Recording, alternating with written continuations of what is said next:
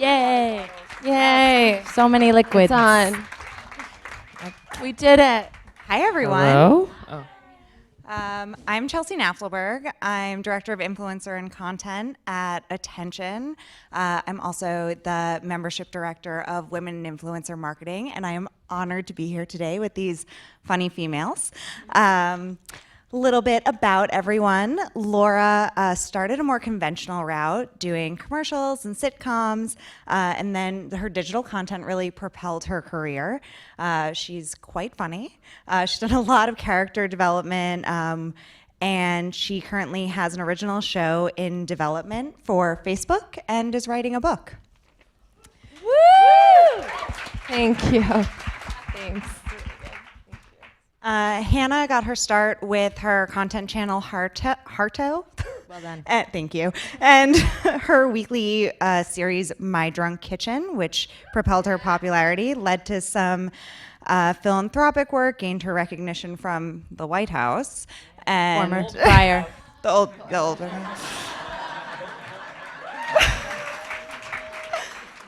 As well as on the Forbes 30 Under 30 list. She now has a show on the Food Network called I Heart Food.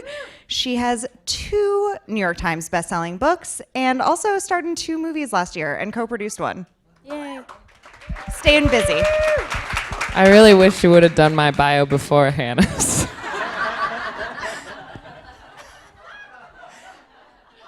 Ashley's getting ready to write a book and star in a movie. 7 books coming Ashley is a former development partner at BuzzFeed. She created their first scripted universe, and she's currently working on both digital and traditional projects focusing on representation of queer people and women of color. Woo! Ashley. So not bad. Nice panel. So, here we are. We're in the rise of social media personalities and self-made content creators. So the definition of actor is, waning and waxing and changing as the years go on. So we definitely wanted to showcase some of this talent and how they ended up where they are today. So let's start really basic. What is an influencer? Great question. These are close quarters, right, guys? Yeah. Like, you have an entire room, and then it's just like, hello, everyone. Yeah, this is cozy. I'll go first because I started talking. Oh, thank you. We just met. Yeah, it's great. Yeah, it's interesting. I think the term influencer is, I remember when I got my start like 7 years ago, and they were saying online personality, and then it was digital influencer, and now it's just influencer. And I think that Next year's just in. Yeah, next year's just in. I kind of hope to see influencer find its way out of the vernacular, because I really consider everyone that works in this industry, online, offline, et cetera, effectively to just be content creators. Because, Kim Kardashian's an influencer, our president's an influencer, everyone's an influencer. So why are we influencers? Yeah, I totally agree. I think it's... working at BuzzFeed, I was an employee of a company for 5 years, and so I was an employee first, and then my title ended up being development partner. But mainly, I'm a producer. Like, what I do is produce content, and I happen to be in front of the camera too. So people label me an actor or an influencer first, but I don't really relate to that word. Although I think obviously it just means someone who has influence, but I agree with Hannah that I think sometimes people use it in a demeaning way because the assumption is that we don't create the content that we make. Yeah, exactly. I certainly identify first as a content creator. But yeah, it is such a new world, and like social media and like, creating content and self-producing and acquiring, millions of followers or thousands of followers, so I feel like there had to be a name for it. But, yeah, like they were saying, like I definitely identify as a content creator. But yeah, exactly. It's like someone who has influence because really we have global distribution at our fingertips, and you can, post something, in your underwear. Well, not like post you in your underwear, but like, yeah, you could be in your underwear while you're posting you with pants on, hopefully. unless you're Kim Kardashian, then you're in your underwear posting in your underwear to millions of people around the world, and that's powerful. That is a powerful tool. So anyway, those are my thoughts on that. Yeah, absolutely. I think influencer as a term has kind of gone up and down in the past few years. It was a really dirty word like a year and a half ago, and now it's kind of snuck back in. But creators, like that's what everyone is. I think that's a better approach to it. They first started out with digital influencer and then social influencer, and now it's just influencer. And I feel like that makes it coming from a very branded perspective, as if the marketing is the impetus behind the creation of content. So to call people influencers is basically to call them like IMH, in my humble opinion. It's a little too close to shill for me, you know? It's just like you're just selling things to people. But the cultural influence is there as well. And at the end of the day, you know, talent is talent, no matter the platform. That being said, what platform do you feel you got your start on? And start with Laura. And is there a moment where you knew that you had gone viral, or was it more of a slow escalation? Yeah, so I actually did not start on YouTube. I really started diving into the digital world probably three and a half years ago. Before that, I was like more traditional for years, doing commercials, sitcoms, some indie films, and then, but we'll get into that later, right? Didn't you? That was like a question that you had. That No, you said I mean, in the this would be a background good later. place Am I, like, if you jumping? can talk Should about I? it now. Okay, No, go 'cause I don't for wanna, it. like, No, this fuck is up your it. thing. Should I This not is say it. fuck? Okay. Because we're live streaming. Okay. They can bleep So it out in sorry, post. kids. If you're watching, kids, don't say that. Anyway, what was the question? Where'd you get your start? And when did you go viral? So Instagram actually was like my the platform where I started getting popular and started posting videos. It was when they had 15-second videos, which was like a long time compared to Vine, which was 6 seconds.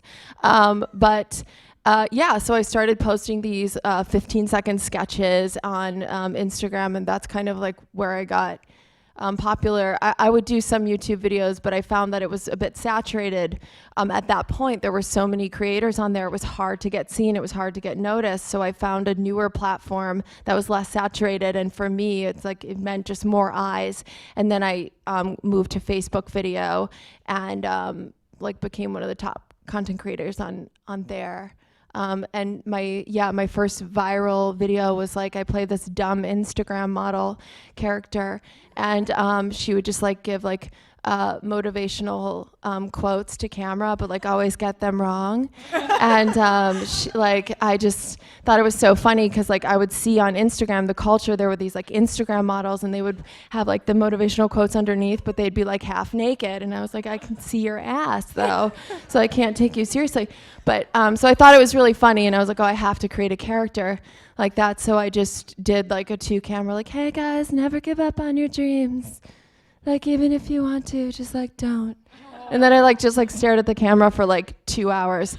But anyway, like people thought it was real, like the character was real, and it just went really viral. Like, who is this idiot? You know, like George Lopez reposted it. Cocaine is a hell of a drug was his caption. Like everyone thought this like person was real, and like, oh, my friends were like, oh, that's like, they think you're really that dumb. And I was like, no, this is amazing.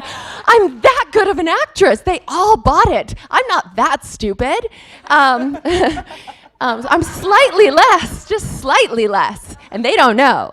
But anyway, so that was like my first taste of a viral video, and then from then on, it just sort of like, spiraled, and new characters, different characters, and things like that. I remember that video. You remember I was the there. video? I remember the video. Yes. Were you inspired? I was. Thank you. Just I say gave yes. up on my dreams the next day. That's how I ended up. Yeah, exactly. Hannah, how about you? What platform do you feel you kind of achieved virality on initially? Was it YouTube?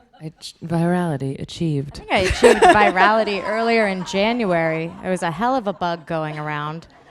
It's awful. All That's what better. you get with a funny women panel. We're all just trying to make Yeah, jokes. making jokes about having the flu shots, hot or not. Let's talk. There's a real debate. So I actually, I was never somebody who was really brave enough to pursue a career in entertainment from the get-go. I went to school for translation. I studied English Lit and Japanese language, and I was actually on my way to becoming a translator at the time, but this is still like recession era. This is 7-8 years ago. Anyway, I was a part-time proofreader, and I made a video as a joke for a friend of mine it was at the time called Buddy Oh Shit. And I posted it to the internet and sent it to her because at the time of March 2011, YouTube was simply a platform through which you sent videos to other people. But what I found in response to having posted this video is people were leaving things in the comments like, whoa, this is my new favorite show on YouTube. And I was like, show on YouTube? And I was just like living and working in New York City at the time and Translating Japanese. Yeah, well, proofreading, I was entry level, come on. Only 4 years after college was I able to score an entry level job. Everybody remember 2008? Oh, boy, do we. Yeah, boy, do we. I know. Those were the days. I hate when people talk about millennials being entitled because I always get so offended because I'm like, do you know what happened in the 80s, 90s, and then 2000s? Like, what are you talking about? We had to make our own jobs. There weren't any. But anyway, that's a soapbox for a different time. Virality. So then the video got shared a bunch online, and I changed the title to say My Drunk Kitchen, and 3 or 4 weeks later I posted another because for me this was like, oh wow, what a marvelous outlet to entertain.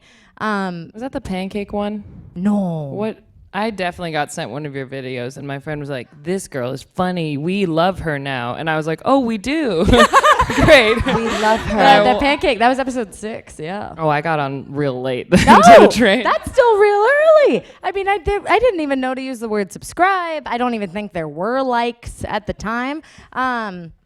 Anyway, yeah, so from there, I kind of just thought that this could be a way to publish a book, which was my primary goal at the time. I had studied lit, and it's incredibly hard to get published. And so my goal was, wow, if I can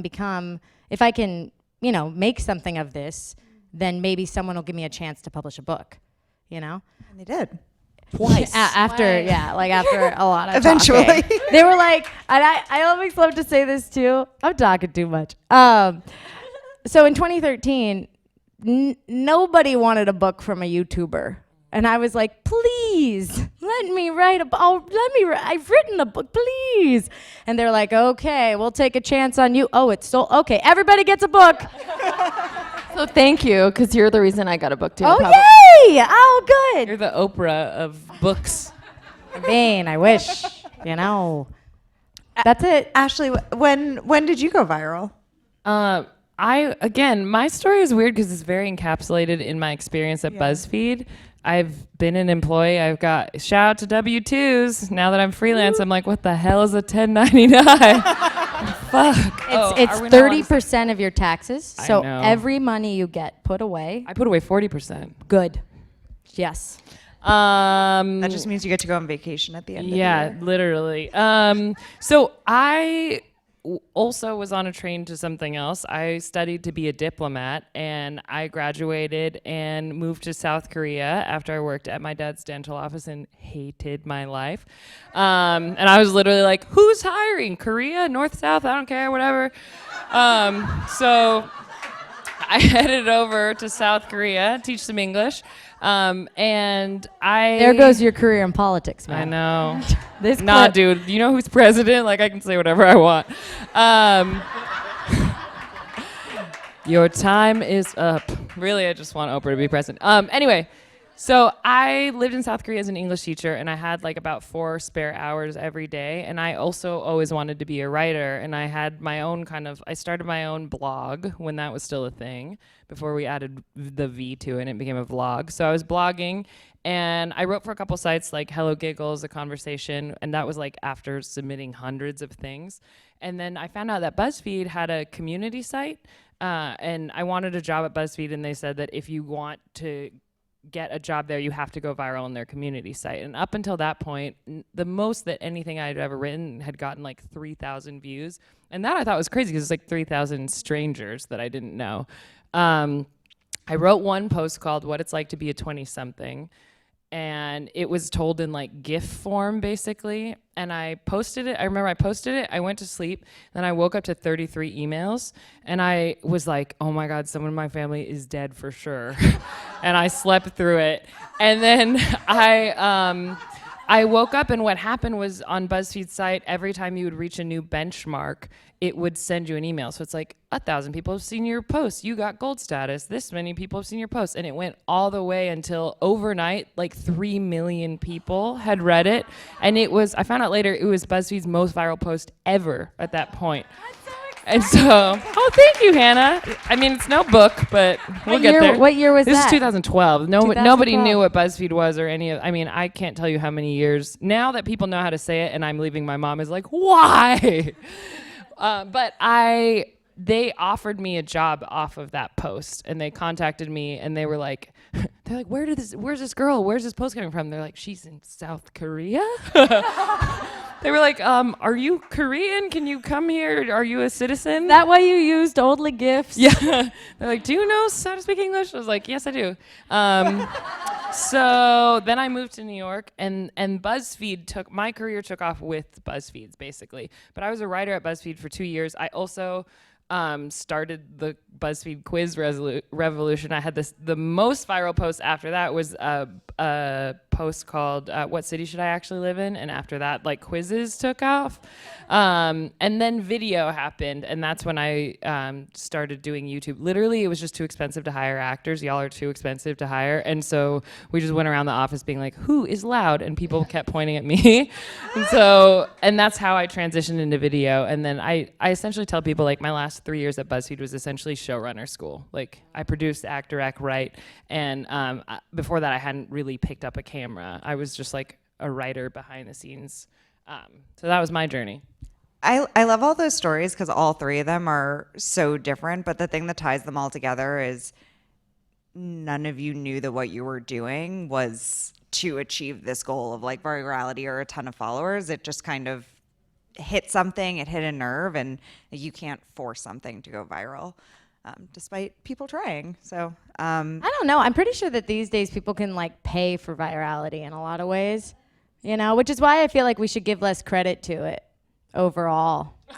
I hear you. I have to disagree because I think that you can get impressions, you can get views, but for something to truly go viral and be shared organically and for people to just love it and for someone to garner fame or fortune out of that, you can't really fake that. It has to hit a nerve. It's absolutely true. That's Engagement and So, yeah. Yeah, there's a difference between the views business and the engagement business, right? Like you're right, you can pay for the views business because people can pay to have 1 million views of video or whatever. You can have bots follow you on Twitter or whatever you want to do. We know about bots now. We do. bots aren't going to Russian buy your bots. book. Like, yeah, you but know bots what I aren't going to mean? buy your book, and Right. bots aren't going to like give you a voice and give you something to say.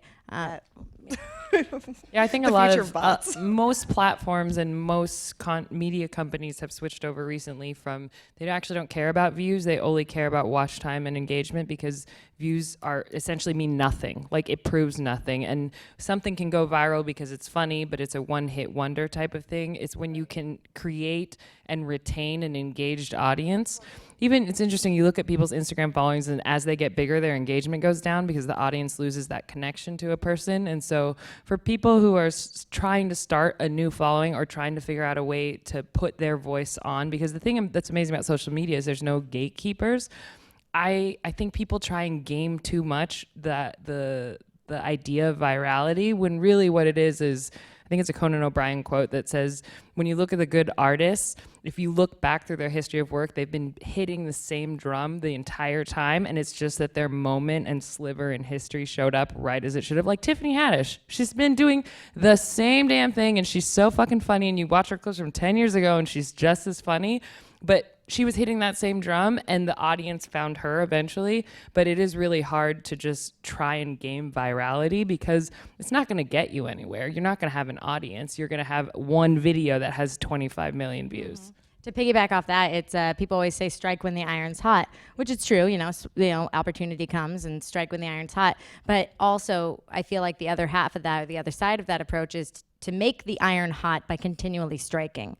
Totally. Which is what you're saying about a drum. Yeah, like I have a lot of actor friends and creator friends who like have had a viral video, and they're like, oh, I've been there, done that, and they don't continually, like, they don't keep going. Like, consistency is such an important thing. And to, because why are we doing this at the end of the day? Like, for me, I always wanted to do comedy, and my life was just auditioning. I had very little creative control. I was just waiting for that director to write that part for the tall, lanky blonde girl with bug eyes. Like, write the fucking role. But I had no control over it. And, and so I was out of creative frustration and out of saying, okay, I want to affect people through my art and through my writing and my creating and my comedy. So, okay, now I have this global distribution. Now I can do that. I'm seeing these other people do it. I can do it too. And just through consistency, was able to now, make more money than I did before as just an actress, and have more creative control, to write the things I want to write. But anyway, about the viral video, like I'll see people and they have a great character, like a great concept, and they don't kind of keep going with it. They stop. And so it really is like striking while the iron's hot and being consistent. That consistency is so huge, or you do lose. They lose interest. Also, don't they? you don't know when someone is going to find you. So, Right. for instance, Right. I didn't find Hannah on the first video. I found her on the 6th, and that was important because there were 5 more that I could watch. Imagine if she had stopped. If she only after had one, 3. I wouldn't have subscribed, but then I understood that, oh, this is a person who is already making and will continue making whether I'm not here. So I will sign up because she's going to continue making. But the worst thing is finding something funny or finding someone funny or finding someone who's resonating with you, and you go to their website and nothing's been posted for 6 months. I would very much tell you that focus on whichever platform matters the most to you, but keep it consistent and get rid of all the other ones. Just like block your accounts or turn them off, because if someone finds you on Twitter and they like a tweet and then, oh, wait, sorry, I haven't been keeping up my Twitter because I'm really focused on Instagram right now, they're going to just not follow you and they won't keep searching for you. But if they find you and your Instagram is padded with content that is similar, like if you go on and you're like, oh, I love this comedy, and you follow her, then you'll stay with an audience. So even if someone hasn't found you yet and you're like, oh, well, I guess my YouTube career didn't work or my Instagram career didn't work, if that's true and that's how you feel, then just like put it on private so that you don't screw yourself over. It's interesting because I feel like there is this, I have some sympathy for not wanting to do the one character thing. I'm projecting my own reasoning onto that, because I remember when My Drunk Kitchen became viral, I had posted 3 videos, 9 weeks apart, which is terrible etiquette for content creation, but this was 2011, so She was drunk, so yeah. Should just Film sober up in drunk, between. edit sober. But anyway, so like I was really concerned about getting a reputation as being like, quote unquote, this like drunk girl. And at the time, there wasn't a YouTube star. There wasn't a career I was aspiring towards. And so I was mainly concerned, like, wow, if I apply for a job and someone Googles my name, they're gonna see these videos. And so like it was really important to me to make sure that right off the bat, even while consistently doing My Drunk Kitchen, continuing to expand my portfolio online, using the channel to show other types of comedy or other types of videos. And like the crash course I always like to do for people that don't really understand what I mean when I say channel or videos or yada yada is NBC is to Friends, Friends, flagship show, wow, this is this, but here's NBC. And the channel, for me, it's Harto, is to My Drunk Kitchen. So it's one show on a channel with a myriad of other content. Yeah, you can think of your channel as your network and you're programming Right. against it. And there's different things that people like to watch at different times. For instance, like I do jokes on Twitter that I would never post in any form on YouTube or on Instagram. It's just like each audience. BuzzFeed is very platform agnostic, which means that we demand that each platform be treated separately and that you make content for that platform. It doesn't mean that you can't repurpose your content, but for instance, like food videos started going viral on Tasty because we made videos that could be watched with no sound, because sound wasn't organic or native to Facebook. And so you really have to think about, why am I posting this here, and does it matter and make sense for the platform? Because the audience will get mad at you if you're doing like something that is very Facebooky on, Twitter or Instagram. True, it's true. And I think you learn that. I learned that through experience. Exactly. My Facebook posts are different from my Instagram posts, which are different from my YouTube posts, or I'll have like exclusive YouTube content here, and then, So let's talk about platforms for a second. When you see a new platform pop up, like this weekend, everyone was talking about Vero. Is that something that you want to join right away? What is that? I don't know it. I too have not heard of Vero. So Saturday night, a friend of mine said to me, Vero, have you heard of it? And I said, oh no. Sunday, all day, Instagram, every single person, I'm joining Vero. It's that everything's in chronological order, there's no ads, etc. So everyone wants a Vero profile. I did see something about Vero, but it was linked to Russia. Ooh. And all the creators of Vero it's actually like a information gathering system about you. We're killing Vero on this panel. I'm just right saying, now. like Google Vero Russia. Yeah, You should just Google everything Russia now, just to be sure. But Like yeah, Whole no. Foods So Russia? there's that. There was Peach last year, Ello a few years ago. Are you jumping to these platforms? Bro. Ello? I remember Ello. I remember Peach. Thanks, Yeah. guys. I don't. No. I think wherever your audience is, you have to think of yourself as a company too, and yourself as programming yourself out to these places, and knowing that you are one human being and have finite resources. So I guarantee you there will be Vero stars just like there are Musical.ly stars, but do I need to chase Musical.ly just to have it? No, because that means my Twitter's going to suffer, my Instagram. So like each of these platforms will be more or less suited to your voice. The one thing there's the worst thing you can do is have and try and be all to all of them. Because there are some people who are super Twitter famous who are just like really suck at Instagram, because Totally, Instagram is visual and one is words. So it would be like, there's a reason there's majors in college. I think we lump social media into one thing, but they're not the same thing, and they're not all equally suited to your personal skill set. With that being said, Vine died. So the Vine stars who didn't sort of have other platforms that they created followings with, they really took a hit. They really, really took a hit. And so I do think, like, although yes, every platform is so different, and to try and master all is like sort of delusional and impossible. And but I think for me, it's like I want to have at least two that For sure. I'm like, Also, kind bet of on the big keeping up. ones. It's like Facebook Yes, owns Instagram. yes. These people are not going away. Right. They are going to the platform changes a lot, and Facebook has Yes. changed at BuzzFeed, our strategy, and in YouTube, all of it changes constantly.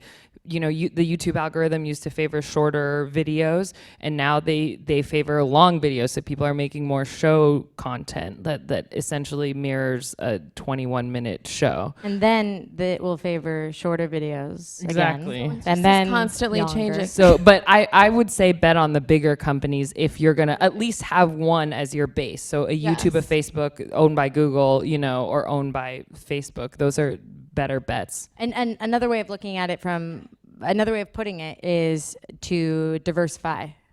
If you're a small business owner, you want to diversify your income, right? And so for me, I made no money on YouTube in 2011. Like literally, I looked at my 2011 tax return the other day, and it was like $18,000, But that was mainly from merchandise, not even from YouTube.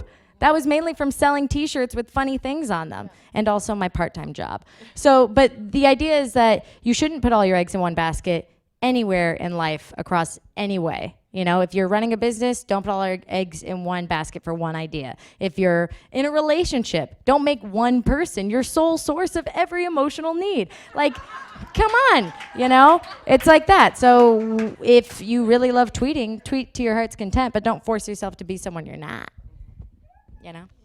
I think those are great answers. Can we talk about relationships now? Oh, yeah, you're yeah. not going to make any money the first year, though. You're right about that. So- You're building Nor and growing. But and also, Yeah. like, I really want to stress this, that it is, if you have a voice or if you have something you want to share, the good news is that no one can stop you from sharing it. Whether or not it goes viral, No whether or gatekeepers, not there's like no she was gatekeepers. saying. Yeah, It's and amazing. I worry that we have looked away from that as a society. Like the you know, My Drunk Kitchen had like 100,000 views in 2011. Now it's got like millions, but back then 100,000 views was viral. And by today's standard, I don't think people would feel the same way. So it doesn't matter. It's about why you're making it. Let's talk about money and taxes, because you Yes. brought it up. 1099. I know. Shout out to my CPA, which I had to get last year because I was like, the government's gonna audit me.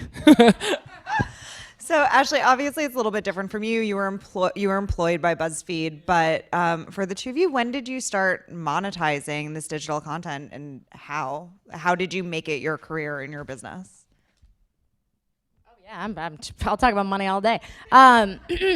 So there was really no money in ads on YouTube for quite a very long time, and some may argue even today. Basically, I started selling T-shirts, kind of like one-off T-shirts. I started doing like appearances, and then started doing like bigger deals, like trying to sell larger projects, et cetera, et cetera. So there is no like, it was not my experience that YouTube became my sole source of income, nor has it ever been my sole source of income. Yeah, same with me. Facebook didn't start monetizing until recently. So that, merchandise, brand deals, things like that. So let's talk about brand deals. Do all of you do brand deals now? And when you do them, how do you choose what brands to work with? How do you keep it organic to you, and keep your audience engaged, even though it's technically advertising? So even at BuzzFeed, my series, unfortunately, Ashley, the 2 seasons were sponsored by brands, first by Toyota and then by Google Pixel. Shout out to Hannah's phone. But I think of brands in a weird way as like brands are to us right now, like what the Medicis were to Renaissance artists. They're just patrons. Like Bacardi is the new Medici. Like, I'll be selling merch that says that soon. But I think, T-shirt. a lot of that, it's funny because you see these Renaissance paintings and they're all made for the church. And you think that that's all that they made, these artists, but they actually made a lot of stuff that was different. So you want to find brand alignment, and obviously you don't want you don't want to do anything that is offensive to you as a person. But the nice thing is, like, we live in a very branded world. So, like, people love Target. If you do something for Target, they're probably not going to hate you. Do people love Instagram gummies for your hair that doesn't work? Not really. That's like maybe not their, like, your brand alignment. But the hard part that you have to weigh is, like the Renaissance partners or Renaissance painters, you had to also sometimes just take a job because you needed money and you needed to work. I think the hardest part as a creator is to, now that I'm out of BuzzFeed, brands is part of the way that I make money. Part of it is speaking, part of it is auditioning and other projects like that. But I think you really just have to make sure that you are actively making content so that when you put out branded content, the ratio is enough so that people don't feel like they're just being marketed at on that your you're channel. just not like this walking commercial. Exactly. But I think people are smart enough to understand, like, unfortunately, Ashley, they realized that the reason we were able to do productions at that scale was because of Toyota. And so people would literally be like, thank you, Toyota, and would tweet at Toyota for a second season, So they understand we have to make money somehow to make this kind of content.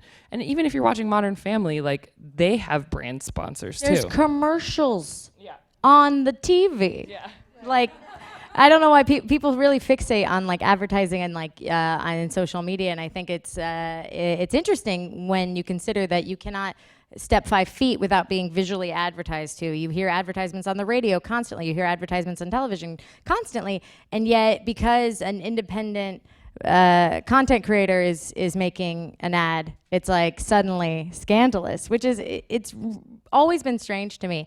I love branded series. Like I think that that's a really great way of partnering with a corporation to create something that you want to see happen. I've done 2 larger scale ones. One with Subaru, centered around this volunteer program I do called Have a Hart Day, which was really great. Loved being partners with Subaru. And another one with Barilla Pasta, which I love very much. I know you made me want to try that 90-second pasta. There's so much. I think that might have just been your personal Instagram, not even like. That wasn't even part of it. Man. I don't. Yeah, I think that was just you They being just like. sent me. "This They're is like, by the pasta in way, a we make bag." this That's pasta. the right kind of sponsorship. It's Buying something that it. right. So you feels have organic. to be discerning. And so Barilla came forward with this series about wanting to interview people. They were looking for a host to interview people about their passions, and it turned into a larger partnership and a really great web series that I'm super proud of called While the Water Boils. So it's like 6-7 minute interviews with people like Wanda Sykes, Bill Nye, just great people, and artists like Heber Brantley. And so that was a really wonderful partnership. In terms of like in video promotions for like one-off partners, I tend to do those less, but I'll still do them. Duh. But in that case, I only like to work with companies that I can feel like I can actually advocate for, just because I personally don't feel comfortable advocating on behalf of someone that I don't believe in. So true, and you're so connected to your audience and your brand. So it's so important for you to be okay with what you're promoting. Like I just did a brand deal with Audible, and that was really exciting and fun, and I love Audible. It was perfect. But no, I was so shocked still because no one was mad at me for doing the commercial because I wrote it, I directed it. So it was like very much my voice, and I made it funny. And brands, I feel like, are more willing to like give you more creative control because they trust. Like, okay, they get this many views or they have this many eyes on them. Like they know what they're doing. You know, as a commercial actress for nearly 8 years, that's how I made my living. And I was like, I always found myself trying to rewrite the commercial, and they were like, shut up and eat the chip and say your line. You know, I'm like, this tastes good. But like, it was so cool to Is like. it a lady Dorito? It was, yes. But yeah, so the brands are giving more creative control, which is awesome. And then the fans aren't upset about it. Yeah, it's been a really wonderful thing to watch over the last 7 years that I've been working kind of in this space, to see how in the beginning you could not get a brand to loosen up about anything. And it was like I let go of a lot of deals because I was like, I'm sorry, I literally cannot say this and pretend like it's not a commercial. Like, I don't know what to tell you. Can I say this and own up to like, and it was that weird avoidance. And recently I did a deal with Google Pixel. Love a Pixel, guys. And it was great because I got to make a video called Perks of Dating a Girl. So, as a gay person, like I don't see a lot of same-sex relationships in any form of media, be it fiction, scripted media or commercial media, right? And so for me, the fact that I got to work with this monolith, this major company, and make a commercial, make a video about a same-sex relationship, to me, I was like, this is great. That's just great. So My series was also gay. Maybe Pixel is gay. Pixel's gay, definitely gay. no, I think We're both gonna get in trouble. I'm Don't tweet pretty that. sure Pixel's asexual. Yeah, it's a phone, so. Google has been very supportive of many communities, though, That is true. across the board. So Thank you for saving our asses. here for you. So y'all are really funny. We have the title of this panel is Funny Females. Why do you think, I'm sure we could all guess, but why do you think that the comedy content has performed so well on social media? Why do you think Ours or that's- just in general? in general, yours? People want to laugh. It's just that, right? It's a high. It's like an escape from the day. It's who hates laugh? Does anyone here hate laughing? I'm just curious. Someone walks out right now. They're like, yes. Is this panel about funny? I think there was a study, I can't remember, I think it was University of Maryland, but that's probably for sure wrong. But the two emotions that people share, way outshare, is anger and joy. That's it. So if you're outraged, you'll share something. And think about your Facebook feed. It's like those are two things people share. Cute puppies and adorable things that you cannot, like, that you love so much that you have to tell your best friend. And then things that enrage you so much that you have to tell perfect strangers who are trying to have a nice time on Facebook. So I think unless you want to make rage content, you know, Hilarious. shout out Tommy Also fun. Lauren or whatever her name is. Funny. That's funny. Then you make funny content because people share joy, you know, people share uplifting things and encouragement. And so if you're kind of trying to, a thing that I would do a lot of times when I didn't know what video I wanted to make, I would be like, what do I want my friends to share with me? Or what meme would my friends share with me? And one time, this was the best day of my life, all of my friends like were getting engaged on Facebook, and me and my other friends in our group chat who were single would bitch about it. And then I was like, I'm gonna make a meme that they would share. And I just meant that theoretically. This is a meme that my friends would share. I made this video where a girl's scrolling through Facebook and everyone's engaged, and then she lights her laptop on fire. And then I think it was Betches or one of those accounts stole it, ripped it off, which is like the worst thing to happen. Except for my friends took from Betches and shared it with me and said, this is so us. And I was like, I did it! I got you to share it. That's literally how I came up with this video, is what would you send me on Instagram? And then it got stolen, put on Instagram, and they shared it with me. So I think a lot of times relatability in comedy is the most valuable thing that you can make. How do you know it was stolen? How do you know it wasn't just a coinkydink? It was my video. Oh, they picked. It was you were. It was Yeah. your It face. was my face. It was my a video face. I made that they put and didn't Oh credit. my god! And then my friend sent it to me. Yeah. And they're like, "This is so us." Literally, this is your face. Yeah. You know, there's not another you. I was unless there's a clone of me, in which case, can you do Hold my on. taxes? Go to the DMV. What makes you think your clone would be able to go to your taxes? Isn't that the purpose of clones, for them to be super smart? Maybe it's just like a hot clone that walks around and is hot for you. But wouldn't a clone be?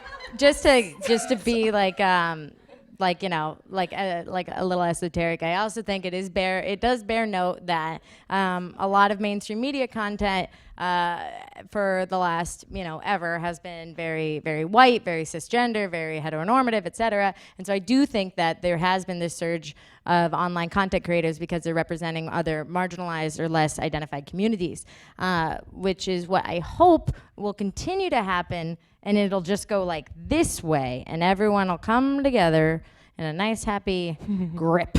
That's true. I mean, think of creators like Issa Rae, who did Awkward Black Girl, and then after that, she ended up in kind of like a Shondaland holding deal for a while, which also proves that your big break isn't always your big break. And then ended up with Prentice and them on HBO and Insecure, but something about that resonated. And if you actually look at the numbers, they're tiny. Same with Broad City. Tiny Broad numbers. City, yeah, it was like 3,000 views or something. I just had a meeting today at Paramount, and I asked them too, like, what kinds of things are you looking for? And they're like, we just want voice and people who can show us that they have a voice. And sometimes it's a web series, sometimes it's a script or a pilot that you made, but really just showing that people resonate with you is your best tool. Because, for instance, even like, I think of people like Mindy Kaling, who is an amazing writer and is hilarious and made me feel identified, but she's not the best actress in the world. Like, she's a really good actor, but they wanted to cast someone else to play Mindy, but you can't cast someone to play Mindy because she's Mindy, you know? And so I think that that's the important part. What you were saying earlier about how when you are the creator, no one can tell you that you're not you. Yes, I am, you know? And so, but now that I've been out of out of BuzzFeed and I've been auditioning, I'm like, wow, I get 2 minutes in a casting room if I'm lucky, and you don't know me. You don't know why people like me, or you don't know Thanks for coming in. Yeah, they're like, thank you so much. I actually literally, this is a group of actors. I heard a casting director. I was sitting in a group of all people of color because the two main leads were white, and they picked up the phone and said, it doesn't matter as long as they're diverse. And I was like, motherfucker. I am going to like you know, but that's the system that we still live in. And I think something that's happening right now is people realize that diversity is necessary, but what's really happening is they're still casting white main characters and then everyone around them is diverse so that networks can cover their ass. Are we allowed to curse on this? Because I've cursed a lot. I'm really sorry. Me too. Too late now. Sorry. But one thing, the channel that I started at BuzzFeed, which was called Violet, was me and my friends were tired of we realized on every other show we would have been cast as the best friend, and we're like, we want to be the main characters. So we made a channel and a show where we were the main characters, and that was that. Like, you know, and so no one can take power away from you if you give it to yourself, and it doesn't always mean that the audience is going to be giant in the beginning, because it really wasn't.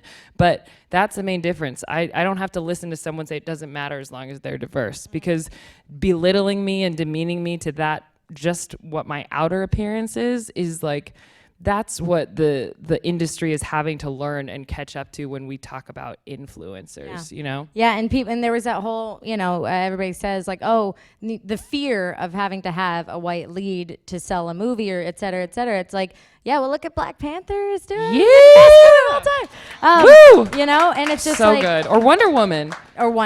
You know. Now we need a gay superhero. Cast me and Hannah. Cast me in, heck no, I bet I was a superhero on a really great series called Electrowoman and Diner Girl.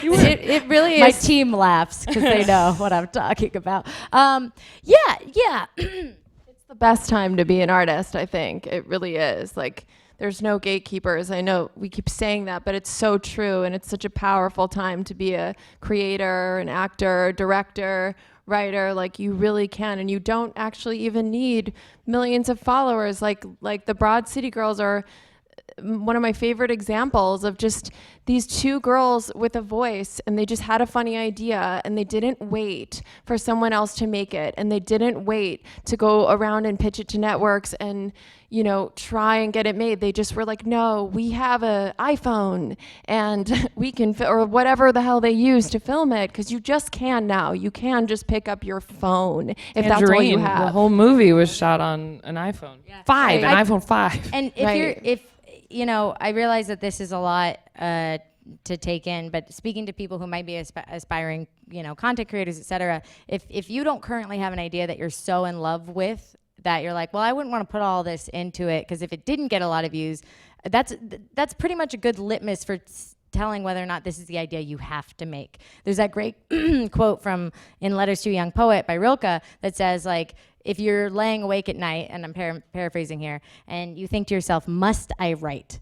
And if you're like, I must, then that's the thing that's really calling to you. I think that there's a lot of credit I want to give specifically to actors, to people who are actors, because I, as someone who was an entrepreneur in entertainment and am learning how to act as I go, because I'm, you know, making things, acting is its own sacred craft. It's its own entire art form. And I think that there's a lot of room for people that are actors and that don't necessarily also have to be content creators. I would say I'm involved with a channel right now called Girlship TV. It's queer content for queer women. And a lot of the people that have ended up working with us just reached out to us and were like, hey, I really like your channel, I like what you're doing. People who are actors, who are editors, who are producers, people with specific skills, who sometimes the hardest part, if you are a person who has a craft and you are just an actor and you don't want to be a mass entertainer with a YouTube channel, which is perfectly fine, reach out to the ones that are making the stuff that you like and offer your services. And that alone puts you packs and packs above everyone else, because, you know, there's probably only like 20 people who have reached out to us, but we've cast almost all of them in something because they showed up, you know? And actually before I even did the Instagram, I would like work on with other like YouTubers or other content creators as I was transitioning from actor to content creator, because I didn't really have the confidence. And although I did want to tell stories, but it's okay if you don't, like I did that. I reached out, I worked for free or very little money, and I just like would work on other people's ideas and learn how the digital world works. So there's like so much content, and like we need actors. People need actors. So obviously there's a difference between the acting and the content creation, but how much of the content on your channels is truly you and how much of it is more of a performance? And maybe what's the percentage there? Is it the real you when you turn off the Google Pixel? I mean, I personally, like, I like filter my face. Like, I use like facial, but not the pretty kind. Like, you know, the facial recognition filters on Snapchat where they like distort your face. Like, I like creating characters and completely changing my appearance. So I definitely got, like I have a square-faced character who I do named Helen Horvath, and she's a Snapchat character, and I convinced Snapchat to give me the filter, and she's just Say, how do you get it all the time? You just wait for the days to Snapchat. I went You just in, they got said it. no, and then my manager and I Sounds kept like bothering Snapchat. them, and they were like, fine, take it. So I have this square face family, and it's really trippy and funny, and but yeah, so That's not you. that is not me. No. This is more round. You know, in terms of, and you get asked this question a lot, like in terms when you were a vlogger, and like I'm by no means like a daily vlogger or any of that, and I have total respect for daily vloggers. It's like self-produced reality TV. It's great. It's not my personal jam. I'm also bad at it. I just can't. Go to Trader Joe's. Like, I how? just can't. Why? I just am like, I'm sorry, I'm taking you with me to Trader Joe's. But it's not my cup of tea. What I was trying to say is what I'm getting to is this: is that the vlogging self, in my opinion, has always been a hyperbolized aspect of self. Just like kind of in the way if you're doing like a play, it's like you're providing a cathartic experience by hyperbolizing the experience, and so, or at least like bringing it to a moment in time.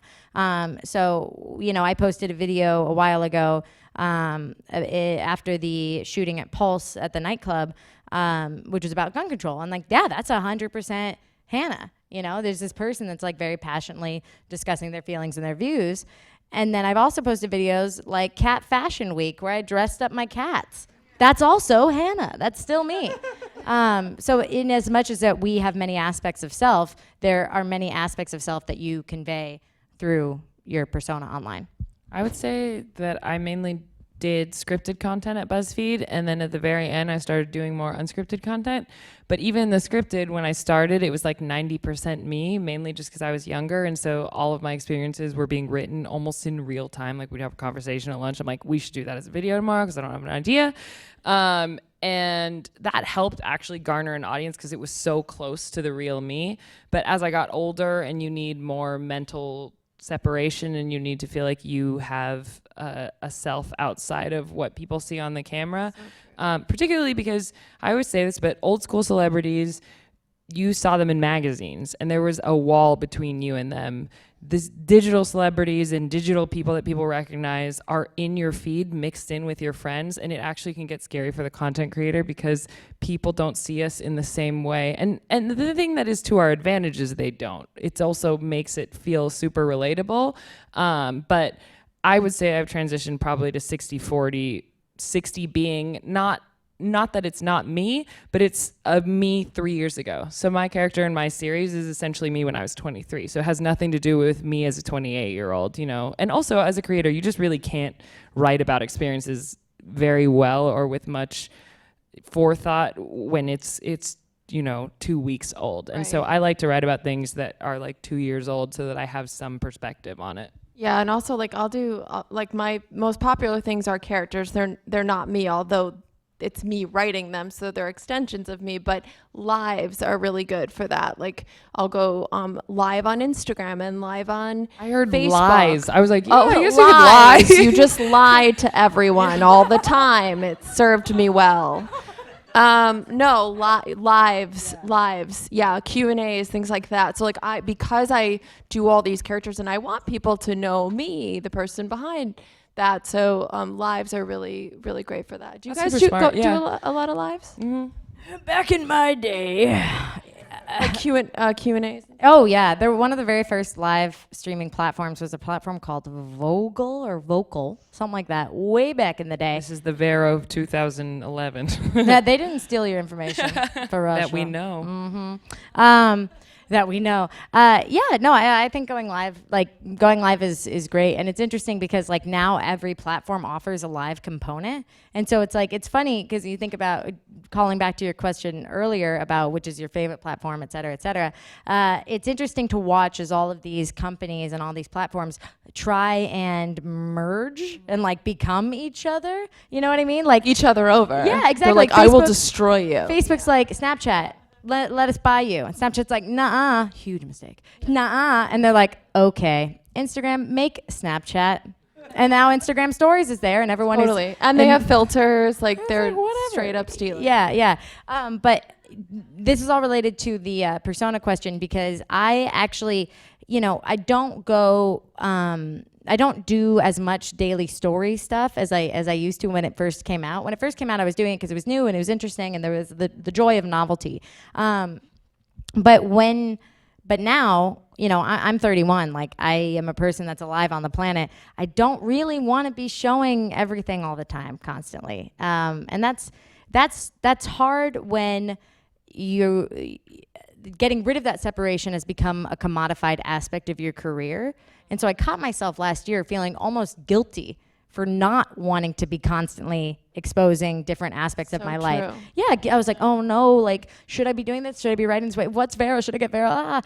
And then I should really be filming me going to the gynecologist. Like, I feel bad that I'm not. Literally, though, these kind of thoughts would come into my head, and I would just have to ground myself and think, do I want to share this? Do I need to share this? Is it that question in the night? Must I write? Must I share this? No. Gyno is solo. That sounds like your rap album, Gyno Solo.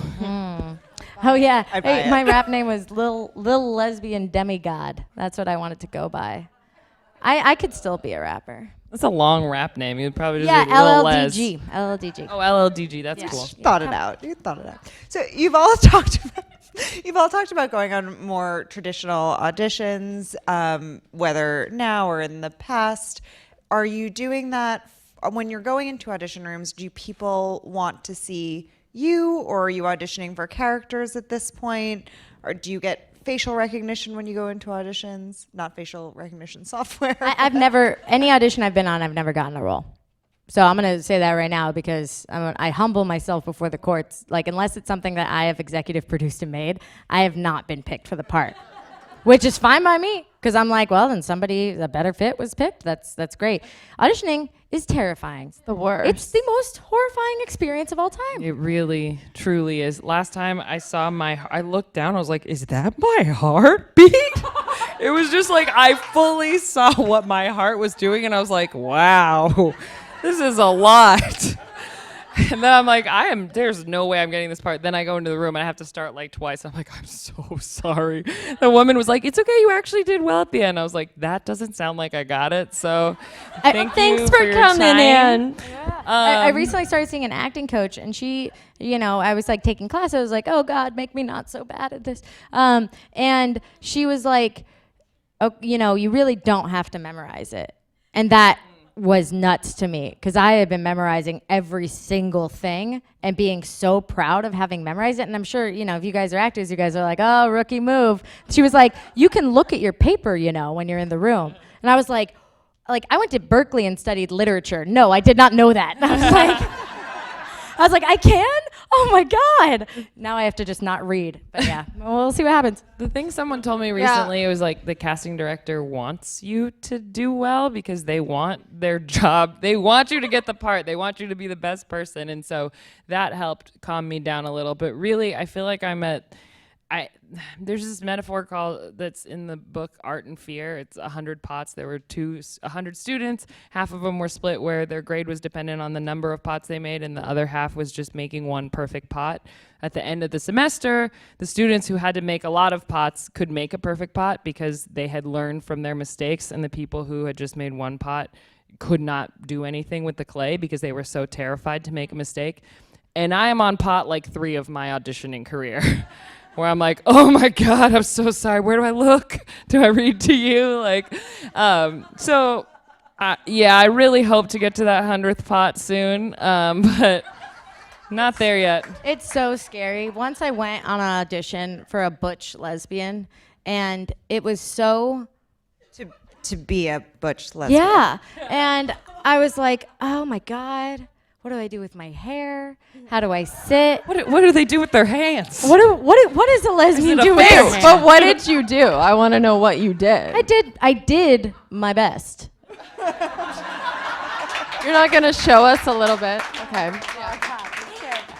Yeah, I spent so many years auditioning, and I think like finally like transitioning into digital, and then for me, I don't really audition anymore unless I like absolutely love the role so much.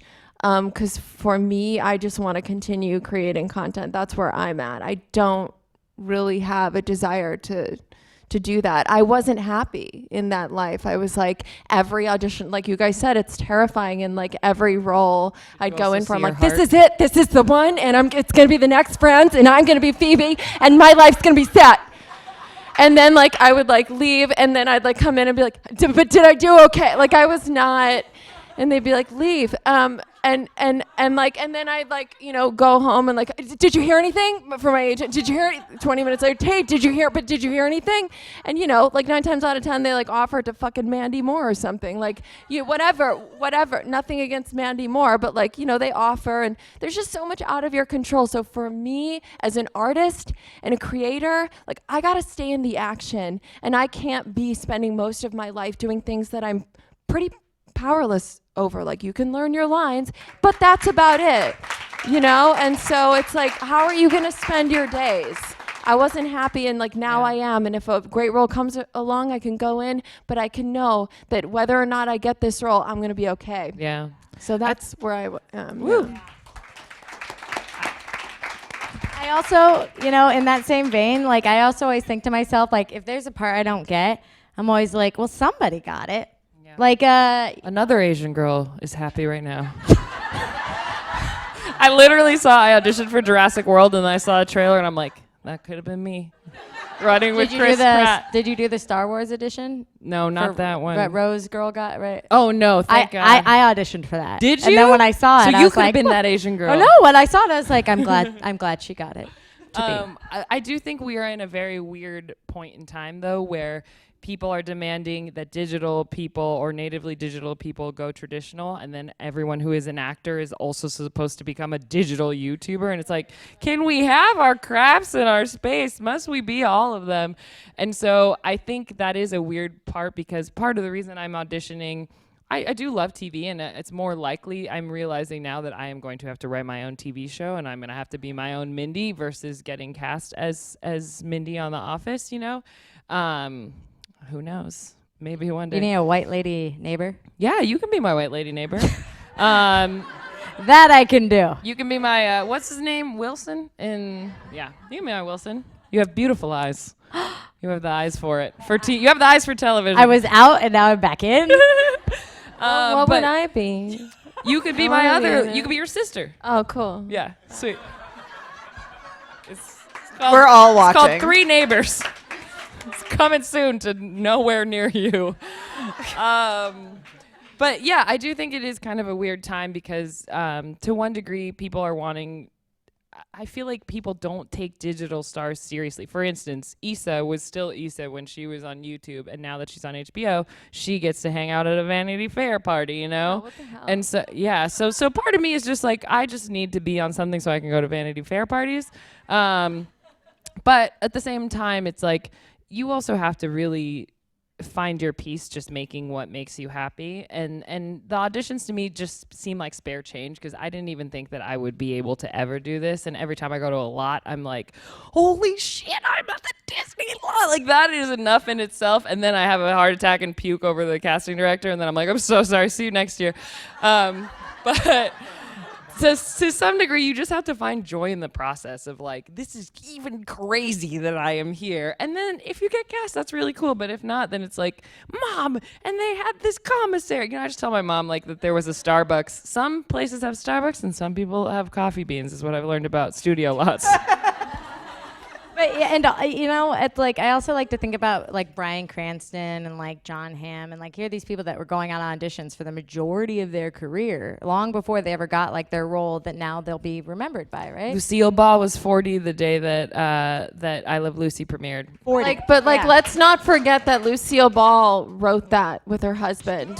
And then she became the first female studio head. That's right. So she created that, and you know what I mean. So I got 12 years to be Lucille Ball.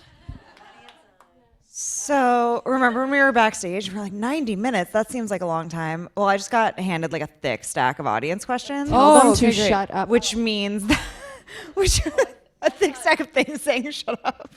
I thought you said you got handed a stack saying like tell them to shut up. It's over. Yeah. No, not yet. Not yet.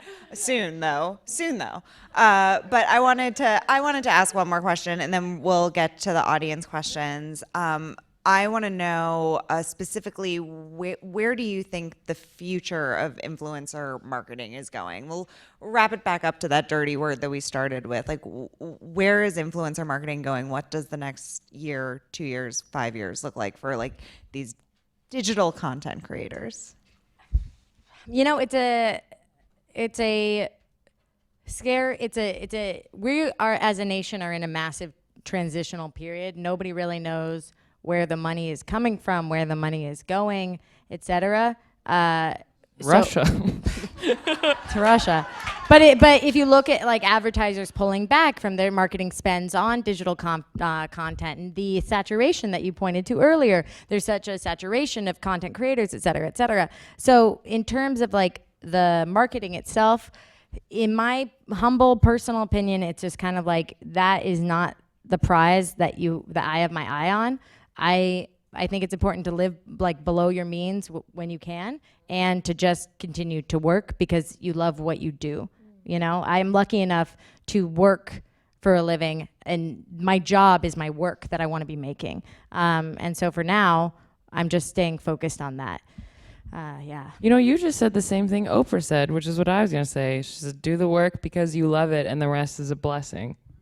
And it's true that we are in a very blessed time, and I really just hope that aspiring content creators whose voices aren't already out there, just because you see these massive YouTube megastars, and if you're not getting numbers similar to that, please don't stop making content. Please make the content you want to be watching, because if you don't make it, nobody ever will. Totally. And my friend told me once, stay in the action, out of the results.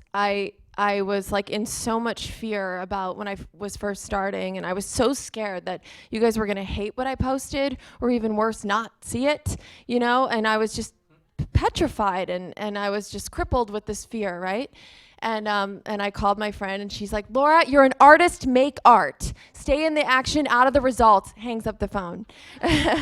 Wow. Is she an agent now? I wish my agent talked to me like that.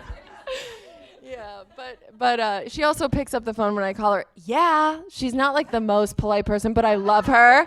And she like really tells, gives it to me straight. But for me, that was what I needed. And that's not to say if you're getting 95% like terrible comments, like this is offensive and you suck, like maybe re-examine what you're doing. But for me, it was like, just stay in the action and out of the results. Do what you love, like do your purpose, do it because you love it. And like it comes, the money will come, but the business is ever changing. Life is really ever changing. The Facebook algorithm just changed. Like everything is changing. And so, yeah. And to touch on comments, it reminded me of something I wanted to share is that every time, if I do a video and it makes it to the trending page, so for those not as well versed in the YouTube isms, if I post a video, usually it's just getting served to my community, the people that have subscribed to my channel, the people that follow me on my various other platforms. So these are people who want to see something Hannah just made because we like hanging out. Sometimes, though, I'll make a video and it'll end up on the YouTube trending page, and that's like, oh, yay. But I'm always like, oh, no, because it means that the comments section is now going to be infiltrated by people calling me dyke. And that's what that, straight up, yeah.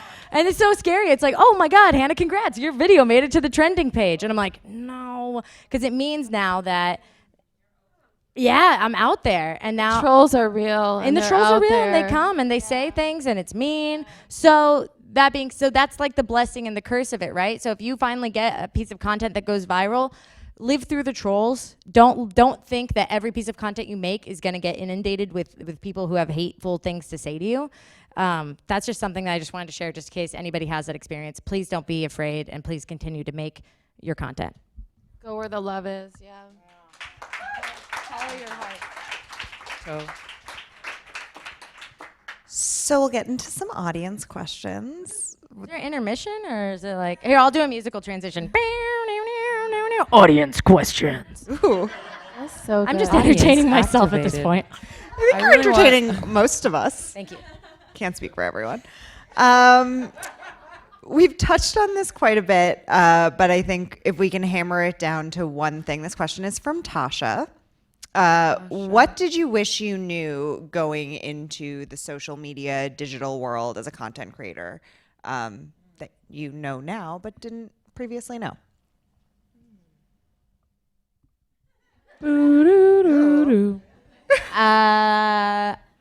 Question. That's why it's taking a while to think of the answer. I'm really happy that there wasn't a roadmap for me, because that was part of why it was so fruit-free and so fun, is that there wasn't things I should quote unquote do. And I always had a hard time in school following directions. Like, I would always skip it. I wouldn't fully read the word problem. I'd miss one point, da-da-da-da-da. And so for me, with the internet, was like, oh my God, here's a playground. I can just make things and do things. And there wasn't a roadmap to follow.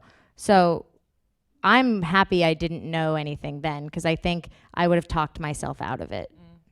Totally.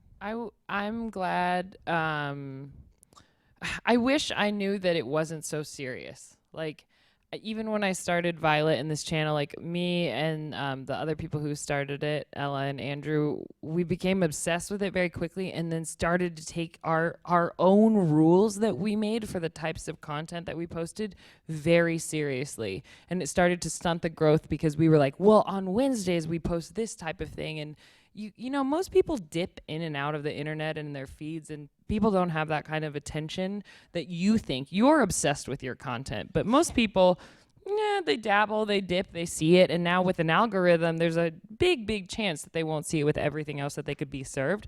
So I wish that I had taken more chances and not taken myself so seriously at the beginning, because most of the things that change you are big changes. It's not the two or 3 degrees, like, I'm going to experiment and change the title from when to the, and we would do stuff like that and see if we could make incremental changes. But really what changed our perspective was like real swings in the dark. And you were afraid that if they were bad, that somehow you would get booted off and everyone would unfollow you.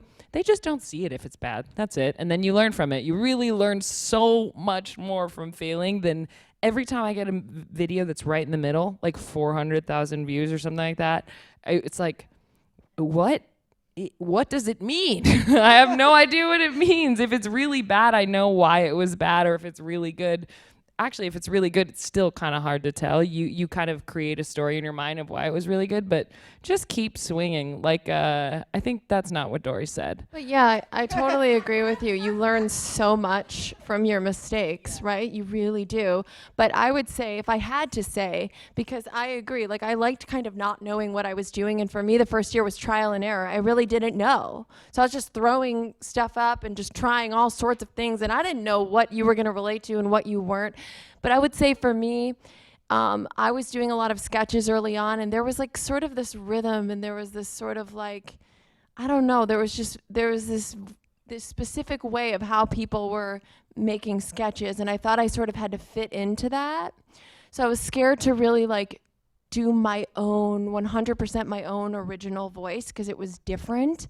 And so, but again, I wouldn't change it, because I learned that through working with these other creators and trying to like emulate the style in a way. I wasn't trying to be them, but I thought this is what you had to do if you want to be successful. And then when I started stepping back and going, no, like, I want to do my own original rhythm and writing, and that's what blew me up. That's what, when my videos started going viral, they were like, who's this girl? Because I didn't like look kind of like everyone else. So just be authentic as authentic as you possibly can. Yeah. And That's if you it. authentically want to experiment, then experiment. Yeah. I posted Yeah. this video, like I think the last video that had real resonance for me. I made it last year, and it was called Depression in Under 2 Minutes. And it's not like my usual content. Like, it wasn't comedy, and I was just kind of like, I was trying to practice this thing that my therapist had told me to do, which was to just say yes to myself as opposed to no, because I have a real contrarian voice in my head that's like constantly refuting everything all the time. It's a delight. Love it. Anyway, so I was like, you know, like I have depression, and I was in a really, really low, and I was so bummed because I was so excited about that week, and I had so many things I wanted to do that week, and then it was just like, hey, guess who's here? Nothingness. And so I was like, man, I wish I could make a video about this feeling. And instead of being like, but who would even want to see that, Hannah? Or like, oh, that's so self-indulgent, Hannah, which is what the judge inside my mind sounds like. I just said yes to myself. And, you know, I made this little video and I put it up online, and it, you know, it's not done any remarkable amount of views, but that video meant a lot to me. And it kind of allowed myself, by making it, I allowed myself to remember the joy of making things just for the purpose of making them. So, end of that sentence. It's a good sentence. I like this question. This question is from Danielle. When inspiration is lacking, where do you draw some from? My writer friend, she's a songwriter. She's Scottish too. She was like, who's this person? KT Tunstall. Do you know her? She's the best. She told me though, she's like, I don't believe in writer's block. It's fucking bullshit. And I was like, oh, okay, cool. And she was like, if you don't know what to make, it's because you have not lived enough to then have to make something, kind of like what you're saying. But I definitely agree with that point. So I think the first thing is maybe just give yourself a break and go do something, listen to something. Me personally, I like to get jealous of other people's stuff. So I'll watch something really good and I'm like, damn it, I want to make something that makes me feel like Black Panther, you know? And then I'm like, what kind of sci-fi? And it'll actually inspire me to do something, that amount of jealousy that I need to dissipate. But I also think the practice is just doing the work is necessary. It like really is, because I only got good at what I did because at BuzzFeed we had a quota and you had to make 6 videos a month. And if I hadn't had that at the beginning, I don't think it's great in the long term. It'll lead to burnout. But if you're not feeling inspired for, say, a month and you're like, what the heck is going on?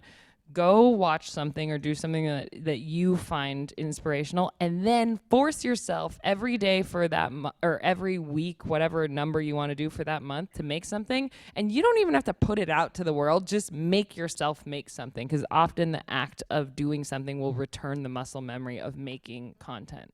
Like, you couldn't have walked into BuzzFeed and been like, I just don't feel inspired today. Yeah. Like, you know, like you had to like give me a list of funny been things. Inspired. Yeah. Yeah, I agree though. I love that. Like my first year too, I was like, okay, I'm gonna make a video every single day for a year. Like totally crazy, but like I just thought I wanna do this. Whether they're shitty or not, I wanna do it. And so because it was just this goal, I just wrote as much as I could. And like my husband is a film composer, and I would say all the time to him, like, oh, I'm just not feeling inspired. He's like, you know, and he's like, do you think I feel inspired? He's British. Do you think I feel inspired all the time? You have to work through it. You have to write anyways. You have to just keep playing, and it doesn't matter if it's shit, and you keep doing it until something good comes out. And it was like, that really stuck with me too, in his accent. Not bad, right, Steven? I'm getting good at your voice. I'm getting really good at your voice. Better, much better. But anyway, so yeah, just, anyway, I don't know. I think it's truly beautiful. Thank you. That's good. When you think about, I think a lot just about Oprah in general. But she's amazing. Truly, like that's my main. I only feel slightly better about it because anytime you listen to Oprah, she's like, Maya Angelou once said to me. And I'm like, okay, that's me, but to Oprah. I'm like, Oprah once said. Totally. when you think she did a show 5 days a week for 25 years, and there's like 6 moments of the Oprah show that are iconic. And so I think about that breadth of work and the things that resonate with you. I made over 300 videos at BuzzFeed, and now that I'm having to show people my work, there's like 10 things that I really, really love. I don't hate the other stuff, but it's like, oh, it took 50 videos for me to learn this one concept so that this video would be really good. So just do the work. Like, the inspiration, done is better than perfect. That's what I wrote on my senior thesis. And they're like, but you got an F because it's incomplete. Yeah, and I had so many excuses too, because like I didn't have any money to like produce. Oh, well, I don't have a DP. Well, I don't have good lighting. Well, no one cares. Because like, well, I mean, and it's nice to have it look good, but if you don't have that luxury at the beginning, don't let that stop you, you know? Like, you can just film with anything and put it up. And if it's an original and authentic, then yeah. Honestly, constraints are your... think of it as something that is nice for you, because actually the scariest moment is right now when people are like, yeah, what are you thinking for pilot? And I'm like, oh my God, what the hell this is am the I budget. thinking? But it's like, it actually would help. For instance, at one point we wanted to crack Facebook, and I made this short that was about coming out, but we wanted to make it for Facebook, and so we wanted to make sure that it was post-literate, where it didn't really have very many words in it. It just says, I'm gay, is the only kind of words in it. And that actually helped craft a better story, because I had the constraint of not having audio, so I couldn't have needless dialogue, so I had to focus on the story. And so, honestly, the other fun game you can play with yourself is give yourself a constraint. You know, you made comedy videos that were 15 seconds because that's all you had. So if you had a 1-minute idea, now's not the time to post it. This isn't an Oprah quote, but it is from actor Keith Powell once said to me. He was twofer on 30 Rock. Oh, yeah. Yeah. Was he on 30 Rock? Twofer. He said that you always want to be ready. And so, like, if you're sitting there, you don't want to be like Ashley over here, where somebody's like, what's your pilot? And you're like, oh. That is actually true. Now I'm like, wait, what? Why didn't no one You tell don't me know. to have You don't this? know when somebody's going to ask. So use this time you have right now, this privacy, this private learning curve you have all for yourself, to get yourself ready, to make your binder of ideas, to write your treatments, to put this stuff out there, to figure out what you would want to see get made. Because then when the opportunity comes, you'll be ready for it. The other thing I'm learning now is that... Like this schlub. Yeah, jeez. Cast me if you need an Asian person. You also speak Spanish, right? I am. I'm Asian, Cuban, Korean, Filipino. I'm gay. I'm chilling myself out now. You speak Japanese, right? So So together we're Konnichiwa, one Genki. Asian person. Genki desu. I no. can't remember what I was going to say. Something Oprah said. Well, I Get a car? You get a car? Her podcast is excellent, I will say. Super Mine? Soul Conversations. Oh, and Hannah's new podcast. Analyze this. What is it? It's the Self-help. It's the self-help podcast that just can't help itself. That's what it is. That's cute. Thank you. Well, I feel inspired. Everyone's feeling inspired. Let's talk practicality for our last question. Oh, I because thought it's we were fun. just going to end on that. Now we're like, downer time. No, I think like let's get to some just like practical advice to end the night. When you're building your team, how have you chosen the people to be on your team? And also, how did you pay them at first? Like when you started building on your team, how are you able to pay them? This is a question from Danielle. I didn't just make that up. But yeah, how did you choose the people on your team, and how are you able to pay them when you were just starting out? So I would work with other creators, and so we would just work for kind of each other for free. Like, I'll be an actor in your sketch, you be one in mine, and then I'll post it and tag you and kind of grow our social media that way. Even like makeup artists, things like that, like, work for tags, and we all just do it because we love it and we promote each other. Yeah. So that's kind of how I did it. You find people who you like what they're doing and reach out to them and collab. Yeah. Yeah, it's in terms of team building outside of like the collaborative like creator building, like my longest relationship in Los Angeles is actually with my lawyer, who I got lunch with today. Who's my lawyer? I know, yeah. You're at lunch with Ryan? I did. get But when lunch we with Ryan. met, he was a junior lawyer at some law firm, and I was the digital person that nobody wanted to deal with. And so we met, but there was a trust and there was like a camaraderie there. And I think it's really important that as you're building teams, as you're getting approached by agencies and managers and et cetera, is just like, if this is hard because I guess it's like I'm telling you to trust yourself, but then I don't know if you should. Maybe you make terrible decisions. Trust Oprah in that case. But it's true. But you can smell bullshit a mile away, right? And it's okay to be surrounded by people that make you feel.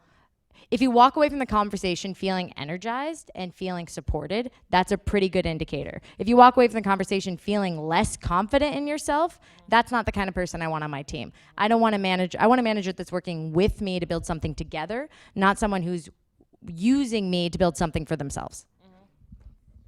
I think that's one of these. I would say play at your own level in the beginning, because something that I always thought is like, later when you're like, what? How does Maya Rudolph know Amy Poehler and Tina Fey? It's like, oh, they were all schlepping together in a bus like through Chicago in '94, you know?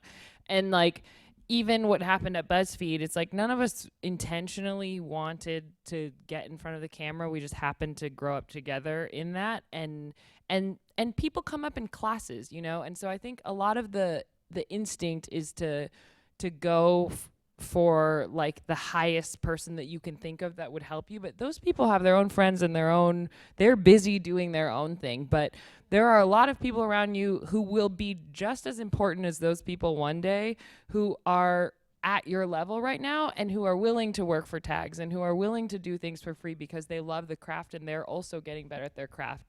And I think sometimes people forget that the people around you, all the junior executives, are one day going to be the senior executives and are going to be the people making decisions. And that authenticity and growing up together before you were famous, or whatever that means, is actually going to be the most valuable thing you have once you are, because then it's actually really hard to distinguish who's trying to use you and who's not. So look around. Like, that's what I would say. Talk to the people in this room. See if anybody else wants to collab or anyone wants to make something, you know. Don't just, it's also, but I feel like every piece of advice I have, I'm like, but also. Oprah?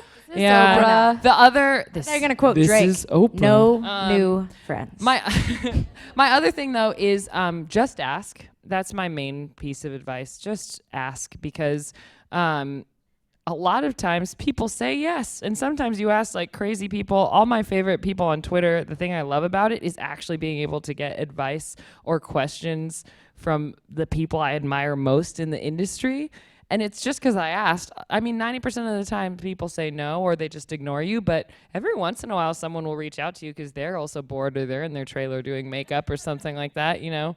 One time I got Ava DuVernay to talk to me because I realized at like 2 o'clock in the morning that she was accidentally streaming A Wrinkle in Time because she was in the editing room and the first 5 minutes of audio were happening. And she didn't follow me, but I have a little verified tick. And I was like, Ava, I tweeted at Reese, Oprah, Mindy, and I was like, someone, because I knew they would have her number, I was like, someone call Ava and tell her that she's streaming the first 5 minutes of Wrinkle right now. And then 2 days later, she messaged me and she was like, hey, thanks, girl. And I was like, was it Reese, Oprah, or Mindy who saw this? I need to know. But, you know, it's like a lot of times, I don't know, just ask. Who knows? Like, just, I didn't think that actually was going to do anything. It turns out it did. And then she reached out to me and was like, you saved me from, like, Disney's ass. And I'm like, can I come to the premiere or not? Or what? Are you going, or did it already happen? No, it I don't know if it happened. She did DM me, so maybe I'll DM her back and be like, hey, remember this time that I helped you out? Well, this was awesome. Did you guys have fun? So much fun. I hope we were funny enough for you guys. I think you guys were funny. I think people laughed. You guys had fun? Where can everyone find you on the internet? Yeah, so all my social media is just my name. So Laura Clery, at Laura Clery, LauraClery. You can find me on the internet at Harto, Harto, or my new podcast, Analyze This, available wherever you listen to podcasts. The self-help podcast that just can't help itself. You can find me at ITS Ashley Perez, and Ashley without an E. I actually do have a podcast too. It's the Laura Clery podcast. It's real. I just forgot to say it. And you can find me at Chelsea Out Loud on the internet and mostly at my office. Perfect. Thank you guys so much. This is so much fun.